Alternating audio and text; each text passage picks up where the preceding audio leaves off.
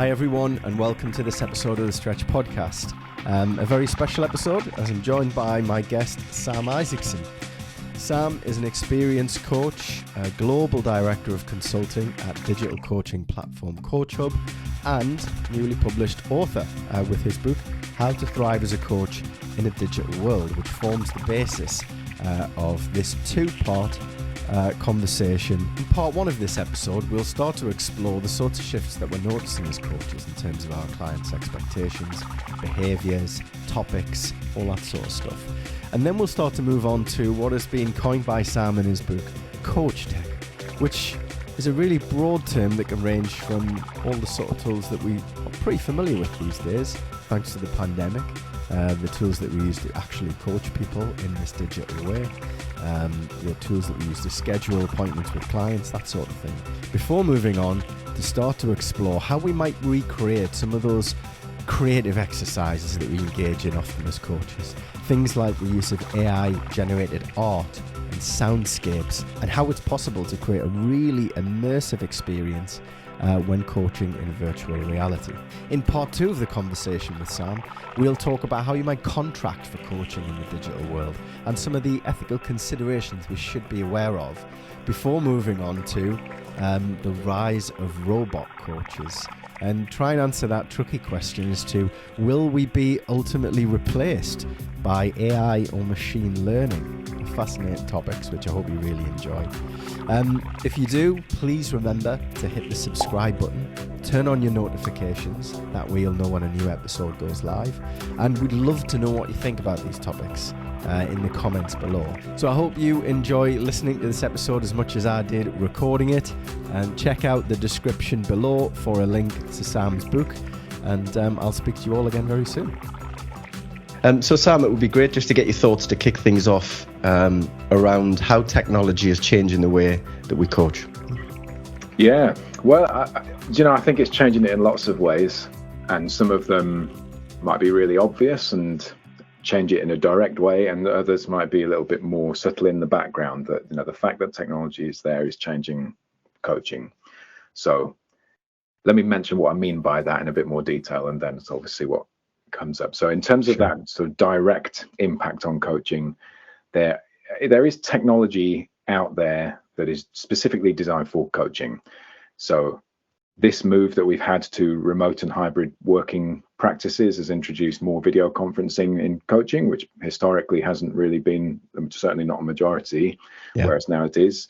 And digital coaching platforms like CoachHub, which is great. That it's the same thing that's basically happened to a lot of other industries, and in terms of consumer behavior, the way that you interact with with the providers, there's a desire for things to become more on demand. So even something like a video streaming service, when I grew up, it was perfectly acceptable for you to switch the TV on, flick through half a dozen channels, and then think there's nothing on, so I won't watch TV now. Whereas now, if I want to watch TV, we demand that I watch the thing I want to watch and an entire box set as we go. And so I think what we've seen over the last couple of years is, when it comes to people interacting with coaches, there's a greater desire for coaching to happen. That's something that's happened over the last couple of years. But in terms of the way that they interact, the session length has shortened. So it used to be quite common for there to be a 60 or 90-minute coaching session, and you'd commit to that. And nowadays it feels like somewhere between half an hour and an hour is what people have got tolerance for. Interesting. 45 minutes seems about the average now, and that historically wasn't the case. And those sessions seem to want to happen more frequently. So previously once a month felt about right, and nowadays it feels like people are going more to fortnightly or even weekly coaching sessions as a way to just dip in and quickly check where we are in life, and then come out back into applying that. And as a result of that, those engagements are then becoming longer. So when I did my initial coach training, I was always told a coaching engagement is 6 sessions long. 6-hour-long sessions is quite standard. And now what we're seeing is people committing to much longer term, nice 12-month engagement, or even an indefinite coaching relationship with these shorter sessions that happen maybe fortnightly. It's becoming more of a cultural change in the background in terms of the way people engage with coaching, rather than it's the way that we've seen a change in change in change management. The historic way that you do change is we're in state A and we want to move to state B. So we do a little change program and now we've finished. And nowadays, the way organizations work, the way culture is working, is change is a constant that we're expecting. If I've downloaded a mobile app, that I'm going to get weekly updates, because otherwise, how is it going to improve? And I want it to always be improving. And so coaching, therefore, needs to be adapting to that and responding in the moment. Nowadays, it feels like a month gap between one coaching session and the next. Everything you've discussed previously is going to be not relevant anymore. So it needs to happen a bit more frequently. Interesting. Yeah. So that's my direct piece. And then the sort of indirect background piece is, well, technology, as you know, is changing culture and the way that we live. And that's therefore influencing the topics that we're discussing in coaching conversations. So there's certainly an increase in coaching for well-being. And we're very aware of that with apps that we've downloaded on our phone to help us to meditate and do this kind of thing, which, it wasn't popular a few years ago.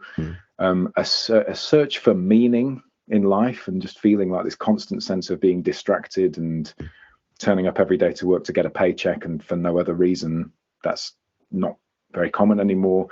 And this is all because of technology, really. And the technology which is bringing us closer together around the world, so that if something happens in some remote location, we feel the impacts of it every day because it's just on social media.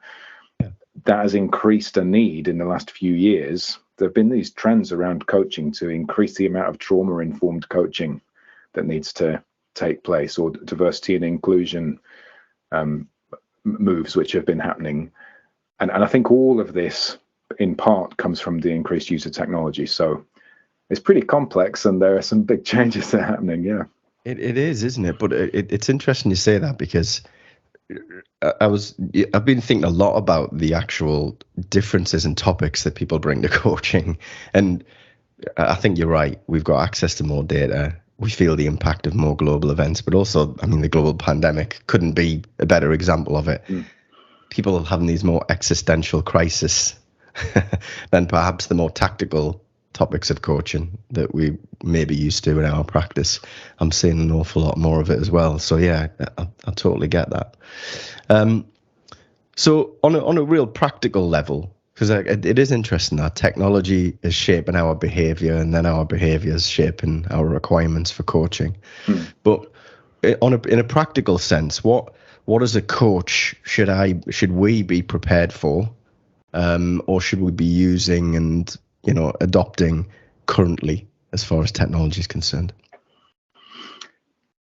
Well, that is not an easy one-size-fits-all answer, So I think that the way that we think about how we use technology as a coach should be the same sort of way that we think about how we should use a particular coaching model, and then when we might choose to use that. So when you do foundation training, everybody learns how to use the GROW model.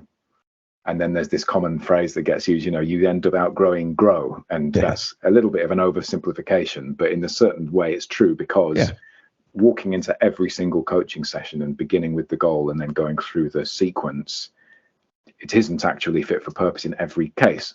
Maybe it works half the time. I don't know, not been any studies into specifically when it's most helpful, but there are so many different coaching models out there that are all helpful in different places, that actually, as a coach, then you can decide that this is precisely how I coach every time. And for some people, that's right.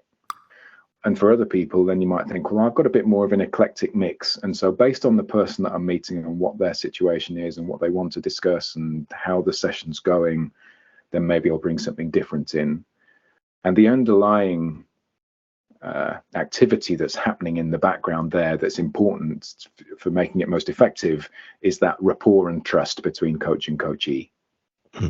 So I actually wrote an article about this yesterday, embarrassing myself. As a coach, you introduce a piece of technology. If you and the coachee are not entirely comfortable to be able to use the technology, it's actually going to break rapport and break a level of trust, because if I as a coach am not comfortable using it, I'm going to be stumbling through, and that's going to make me appear like I don't know what I'm doing, which isn't helpful. That introduces a parent-child relationship, in terms of the coachee parent and our child. Yeah. And the other way around, if I introduce something that I'm an expert in and they don't know, it's going to make them uncomfortable. And so it's going to introduce it in the opposite direction. Yeah. And so making sure that we're continuing holding true to those foundational coaching principles and that technology is adding to that rather than distracting from it is something that we should be bearing in mind, I think. Yeah. And I guess you've alluded to there as well that similar to coaching models and philosophies, there are lots of them. There are lots of different aspects of technology that we could use. And in your book, you came up with a collective term for it. It's coach tech. So just give us a bit of a sense of what is meant by coach tech. Yes, right. So I was frustratingly ambiguous in the book in terms of saying that coach tech is any piece of technology that a coach ends up using or that is used in coaching. Yeah. So I broke that down into 5 little worlds in the book, which was your sort of life admin, just getting things done, to-do lists, email communications, basic stuff. There'd be the management of your coaching practice. And so things like digital coaching platforms where actually you see all of your sessions there, it manages your invoicing and that side of things. That's helpful. Then there'd be data analytics and visualization, which actually is quite an interesting space that coaches don't make a big use of. But in terms of increasing self-awareness, if you can find hard data, is a very good thing to be able to do. Yeah.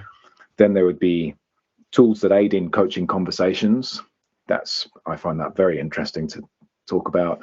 And then the 5th area would be, each of those steps has sort of crept closer and closer into the coaching conversation. Then the final one would be the coach leaving the room and the technology being the thing that's doing the coaching. And so I think, well, let's think of all of that as some coach tech, but it's probably worth thinking that there is a particular narrow sphere of a coach tech industry where there's technology that would not exist were it not for coaching. Okay. And so there are a coaching robot would be a good example of that, where you think, well, if coaching didn't exist, the tech wouldn't.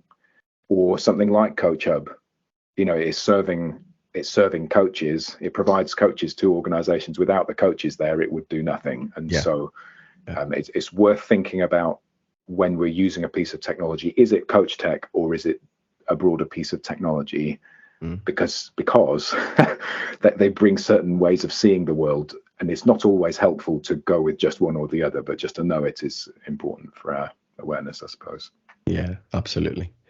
And I'm sure whenever you're engaged in conversations about coach tech, people will, the stuff you talked about, the managing the admin, as it were, people are all starting to become more au fait with, but probably didn't consider it as part of the same conversation as the technology that aids coaching. But it's important. It's important to get right. You mentioned, the sort of mismatch that can occur sometimes.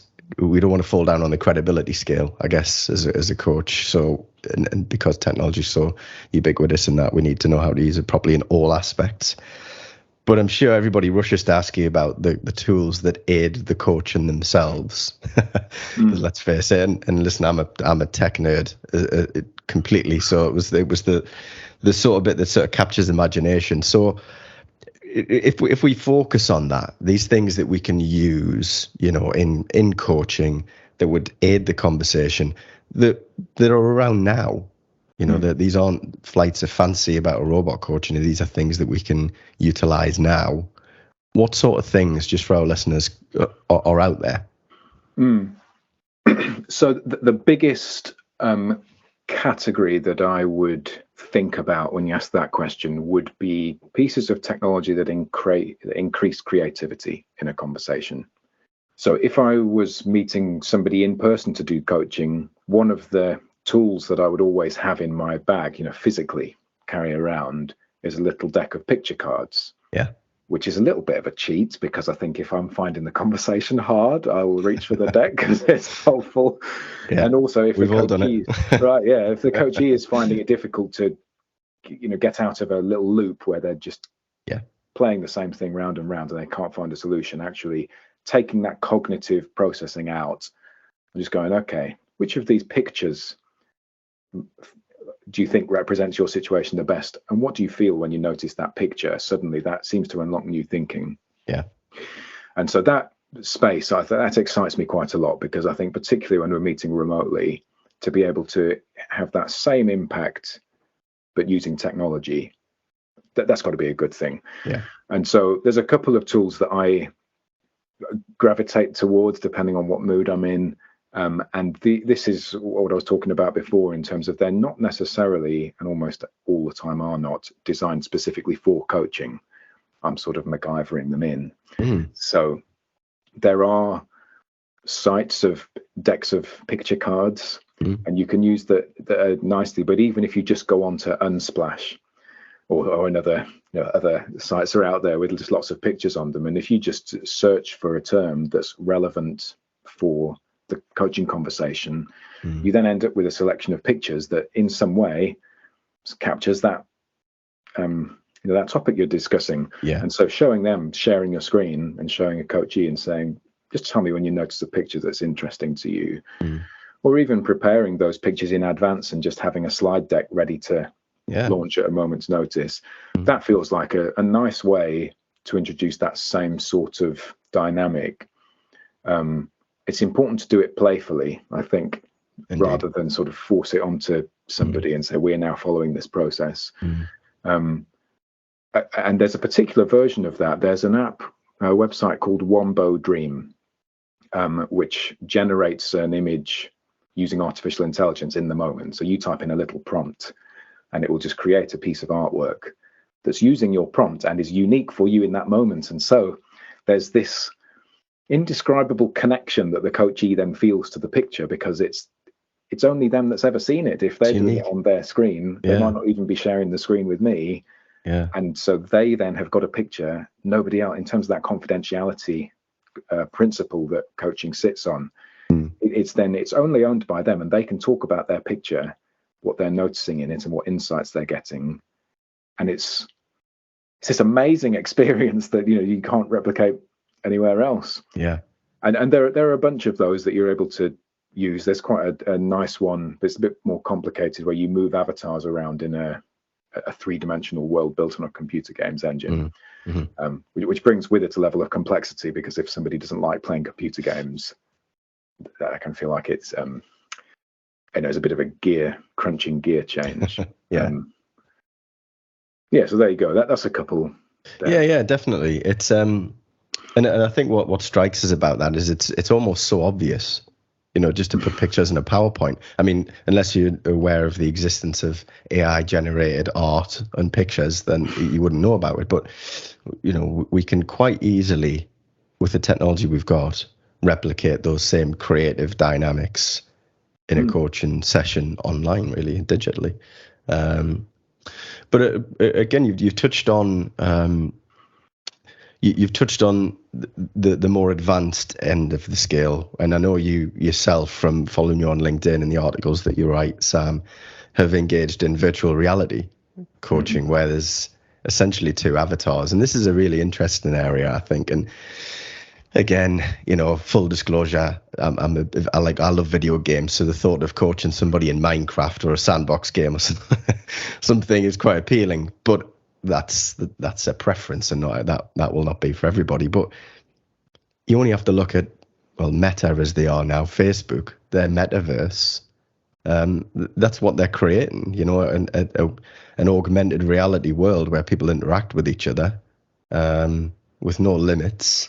I know Facebook's recent employee conference was done in the metaverse, where they were walking around the conference virtually, interacting with each other with exhibits, all those sorts of things. So this is going to become quite normal very soon. So what's your experience of it, I guess, Sam, is my question, of being in that totally virtual world? What's the benefits? What's the drawbacks? That type of thing. Yeah. So to explain this, I wonder if I just take a couple of years back into the past, there was a little activity that was done by some coaches where they started coaching people in Second Life. Which is an online role-playing game. And so you would create your avatar on the screen, it was on a PC, and you could walk around just like you would in a computer game and meet somebody and have a conversation, a coaching conversation in a private space.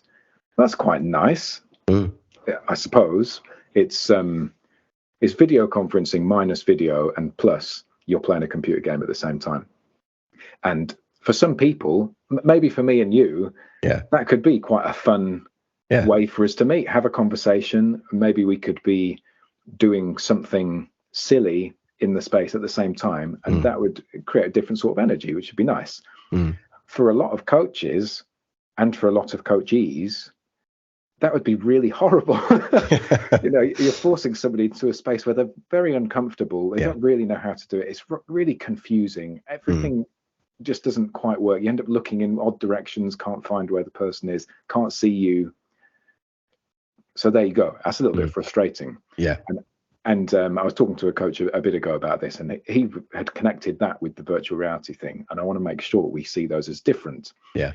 Because when we're using a relatively simple tool here, and I'm logging in through the browser, so I don't have half of the options that I would normally have, and still I can see 1, 2, 3, 4, 5, 6, 7, 8 buttons on the screen. So just right in front of me in this very simple version, I can see 8 different things that I can do, and one of those I know is a menu which has got lots of different options hidden behind it. That's a constant reminder that I'm using technology all the time. Not to mention the fact that before talking to you, I was talking to somebody else on the same screen. We're in the same sort of technology. And so it's just the same thing over and over again. It's very intense. We talk about Zoom fatigue. That's a real thing. That's really different from the virtual reality experience, because when you're using VR, you stick a headset on, which completely cuts you off from the rest of the world. And now all I'm doing is this one experience. So I can't see my email or calendar in the background. It isn't on the same device that I would do my word processing on. All I'm doing is meeting somebody. And because it's right there surrounding my head and I'm in 360-degree sound, it's completely immersive. There are no distractions. It's just me in a virtual space meeting somebody. And the way that I look around in virtual reality or interact with things is the same way that I look around and interact with things when I wake up in the morning. If I want to go and pick something up, I reach forward with my real hand and I squeeze the controller in my hand, and that picks up the thing that I'm now holding, and now I can feel it. It's real. So in terms of what the experience is like, it's much, much more like meeting somebody in person. I can look around and I can make eye contact, which doesn't happen in video because the camera and the screen are in different locations. And because you're in a virtual space, you can then customize that. So you could be halfway through a coaching conversation and think, it's nice to meet in this boardroom or wherever we've met, but maybe we'd like to just go somewhere else. And instead of spending 20 minutes to walk out to a park, we could just go to Grand Canyon. In 20 seconds, you're in a completely different place, thinking about something very different. And so the psychological impacts of being able to change that environment and how you then are able to think and have a sense of awe at nature or whatever. I find it quite fun. And I particularly find it helpful when coaching teams. Because one-to-one, I think video conferencing is fine. In person is much nicer. I do like VR, but video conferencing is fine. But with a team, you've got 6 or however many faces just lined up on the screen, like I'm looking at a picture album. And if one person is talking and is going on a bit, the only way to tell them that they're going on a bit, and it would be really helpful for everyone if they would just stop, is either by interrupting them, which it's not that pleasant an experience, and you need to do it very carefully, or even worse, I've seen people just press the mute button on the person, and that feels even worse, doesn't it? Whereas in VR, because you're in a physical location and the direction that you're looking is obvious because your head has physically moved, just like it does in real life, you're able to manage those group dynamics much more easily, and you can disrupt things by starting to move around the space. So you can't really do that on the screen. Yeah, But yeah. if suddenly you're standing looking at somebody and then you've disappeared 10 yards off in a different direction, everybody will suddenly go, oh, where's Sam gone? What's he doing over there? And then now we're talking about something different. And so I used the word playful before. I think it's important to be playful with this technology, and it turns it into something that's quite helpful in the conversations, I think. Yeah. And this technology that we're talking about, it's pretty accessible now, isn't it? It's relatively inexpensive, with the headsets and all those sorts of things. If somebody wanted to experiment with this, what would be your advice as to how to get into it, and what would they need? So if all that you're looking to do is, literally dip your toe in, not wanting to do anything really, you can buy online a little cardboard device. It's just a piece of cardboard with a pair of lenses in it. And you can buy them on every big internet shop. You can even download these templates for free and make them yourself. And you slot your smartphone into the edge of the cardboard headset, and it will split your screen in two, and it'll use the accelerometers inside the phone to detect which direction you're looking in. And you can have essentially an experience of virtual reality from your smartphone. And that includes meeting people in VR. Yeah. So, and that there's at least one app that you can do that for free. And so it's possible, pay £3 to get a headset, meet a few people randomly online, just like you'd used to do it in the chat rooms in the 90s when the internet was all new. It's the same sort of thing, but in VR. If you've got a bit more money to spend and you think, I might like to watch Netflix from a cinema in my living room, which you can do, then the most popular, I think, VR headset is the Meta Quest 2. That's the latest one. The price of that is about £300, which, that's perhaps not something for an impulse purchase, but in terms of the cost of an electronics device that is pretty cutting edge, feels like, well, you'd spend more than that on a smartphone. So it isn't prohibitively expensive. It is an investment, isn't it? But if you think it's going to become particularly part of a professional practice where you're able to charge for sessions in virtual reality, that feels like justifiable investment for some. Yeah, absolutely. Yeah. What have your coachees who you've worked with in that virtual world? What's their feedback been like on the experience? Well, the single piece of feedback that every coachee I've ever worked with in it has been is, I would meet you again in it. Right. And so that, I think, speaks for itself. So I think there's a lot of interesting conversations around, well, what impact does it have that you can't see my facial expression, or that the body language is sort of replicated digitally and so isn't quite the same? And there's lots of good, interesting thoughts about it. But it's undeniably pleasant. The environments that you go into, they're not scary or anything. It's nice and relaxing as a general rule. And we've been coaching over the phone for decades. That does a good job. And there was a bit of a concern in 2020 when everyone was told you have to do video conferencing instead of in person. And people were thinking, oh, well, how will I be able to work with body language? Yeah. And it turns out it's all right, actually.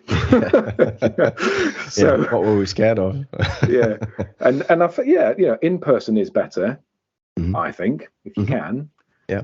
But, for the investment of time and cost and energy of traveling around to get in person, and the comparison of VR and video, I think, if VR was an option, I'd quite like to do that. It's still quite a new technology, and it isn't that consumer friendly yet. You need to go through one or two steps. It's not as simple as clicking a link and you're in a video call.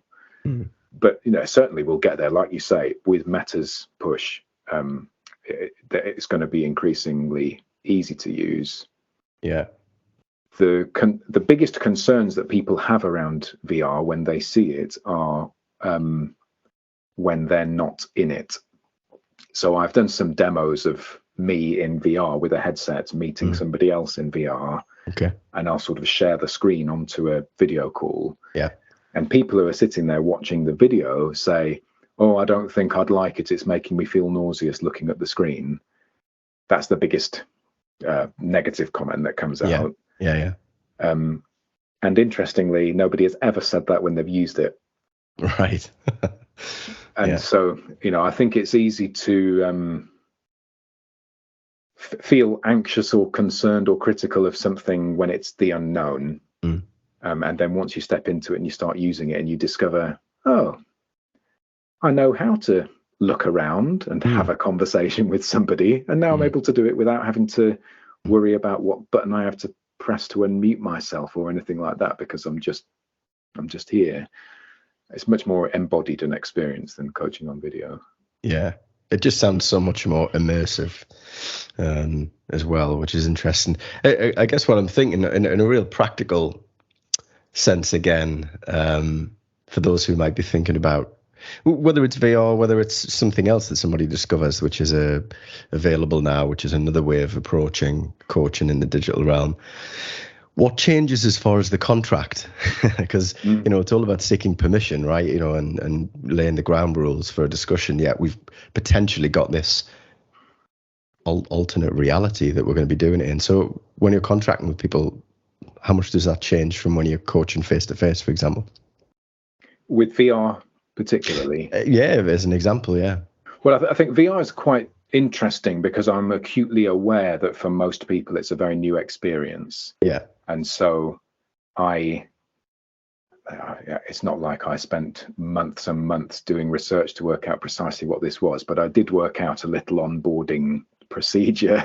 Yes. To do things that you don't really think about until after you've done it and made that mistake. For example, if you're having a video call, you know that you can take a drink. And so you might notice, I'd like to make sure I have a drink beforehand, but you don't think about drinking it before the video call. You just think I'll drink it when I'm thirsty. Yeah. Whereas in VR, it's quite difficult to have a drink while you've got a headset on. Okay, yeah. And so for something like that, then I'll say, before we go into VR, you might want to have a drink, or we might want to just have a quick 2-minute comfort break so that when you're in, we're not 20 minutes in having to be disrupted by something we shouldn't really be. And I think it's things like that where anytime that we're using any technology, it is, like you say, you need some sort of permission. And so just being clear around the purpose why we're using this piece of technology and not just keeping on talking, and potentially, particularly if it's storing any sort of data, what's happening with that data and how it might be changing the dynamics around confidentiality and that sort of adult to adult relationship. I think it's just good to be transparent with people and making sure that coachees want to do it. It's possible. Almost everything that I use technology for, it's possible to do it hypothetically in a conversation. Yeah. And it's important to sort of be there with the coachee where you're both having fun doing it, rather than me sitting in the driver's seat and somebody else just feeling like, just another toy for Sam. So yeah, it is important. Right. And are there any ethical implications for coaching in let's use VR as the primary thing we're talking about, but where we're using emerging technologies, if we can call it that, because as you've alluded to, it's not quite consumer friendly. It's not quite part of the way people do things, although with Facebook and Microsoft should get a mention as well for what they're trying to do with this type of stuff. Are there any additional ethical implications that we should consider as coaches when we're doing this? Oh yeah, probably. It's one of these things where, particularly in new technology and with things that we're doing that is different from before, we don't realize what the ethical issues are until it's too late. Something bad has happened and now we need to try to undo it, but we can't because it's already happened. Yeah. And just to give an example of what I mean by that, because I think it's a lofty. Social media, the addition of the like button from social media providers' perspective always seemed like a really nice idea. that you're able to provide support to what somebody's said, and then it'll help to generate more of that sort of content for you so that you experience a more positive social media platform. And what it ends up doing is polarize people into little echo chambers, and then think that everybody thinks like them and discover that actually the whole world's out to get me, and that's not a positive outcome, but you wouldn't really have predicted it from the heart of what came before. Yeah. And so when we're introducing technology into coaching, then there are going to be some things where it's going to have some implication that we wouldn't predict. Yeah. And so partly we just need to sit with the unknown of that and just accept we're doing something a little bit unknown. Maybe that's exciting, maybe a little bit scary, but let's sit with it. I think, we're talking about VR. The sort of VR that I've been talking about is just meeting somebody in a virtual space, and that's it's relatively empty in terms of what it's trying to do. It's just giving you a space to speak, just like a video conference is, and it will change dynamics and it'll have some sort of impact, but it's quite neutral. There are other VR technologies that are designed to help in a coaching setting that introduce new sorts of angles to what you're actually doing. It isn't just about facilitating a conversation now. It's a product that drives something. So, for example, I sat through. Gosh, that sounds very passive, doesn't it? It wasn't passive. I was making decisions and things along the way, but I put on the headset and went through a virtual reality experience in which I went through a person's day and was treated poorly by my colleagues. I owned it because I was immersed in it. That's interesting, isn't it? I was treated poorly by my colleagues, and then I had to identify what my life was like based on the way they treated me. Oh, okay, right. And I can't remember what the answer was now, but it was some sort of distinction between maybe I'm disabled, or that I'm a carer at home, or that I've got a different skin color from mine. And so it's a helpful experience in terms of increasing empathy and maybe generating a topic for a coaching conversation to discover what biases do I hold and what have I not thought about previously. Yeah. However, that is extremely directive. Yes. As an experience, it's saying you must experience this, and it is clearly leading you to draw some conclusions. And that feels like it's out of place in a coaching session. Right. And so being aware of that sort of thing in terms of, well, what are the core foundational principles that I'm going to build my coaching on? And is this technology adding to that or taking away from that? A good example in the coach tech world, there are these coaching platforms. CoachHub is the best one.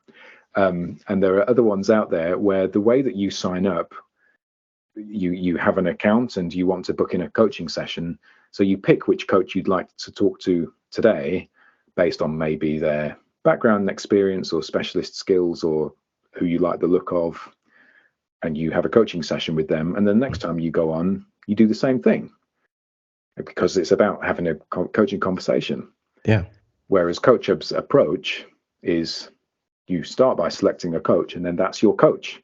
And so you could change coach, but what we really want to happen is you build a relationship of trust with that coach over a longer period of time. And how does that change things if that is then taken away? It feels like technology makes it easy for us to do it, but should we do it?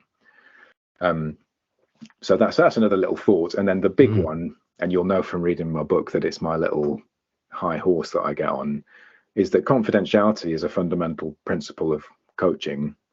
It's what makes it, well, it's part of what makes it very powerful. Absolutely. And in the world of technology, confidentiality isn't a thing. So I was on the phone the other day. I was waiting in some queue, and a little automated message came onto the phone saying, every conversation that you have with us is going to be kept confidential. Please be aware that we record all calls for training and monitoring purposes. And as soon as I heard it, and obviously I've written this book about it, I just thought, well, it's not confidential then, is it? I mean, how dare you say that it's confidential and immediately tell me that you're recording it? Those two things are not the same. No. And in coaching, it's exactly the same, where you have to have a level of confidence in, even we're speaking over a video platform today, and I happen to know the platform, that it's encrypted end to end. And so it is very difficult to intercept and find out what we're discussing if we wouldn't allow that to be the case. And others wouldn't have the same sorts of controls over it. And it's quite opaque around what the information security controls around something are. But the difference between confidentiality and, say, GDPR compliance, where that call that I told you about is fully compliant, it's telling me it's recording it, but it doesn't make it confidential. Yeah. Those are different things. And I think, if there's one line that we're going to draw in the sand, it would be good to draw it at confidentiality, just refuse for that sort of thing to happen. Indeed. And especially given, regrettably, people's mistrust, let's be honest, about how data's handled now, through social media, through some of the companies we've mentioned probably. So that's interesting, isn't it? We think that that's the case, and then we look at behavior. Yeah. There was a little piece of research that was done recently that asked people a question: how comfortable would you be giving your personal data away? And almost everybody said, oh, well, I wouldn't want to. And then in the next question, it was, okay, well, in order for you to qualify for an Amazon gift card, just tell us your mother's maiden name or something. And people just would.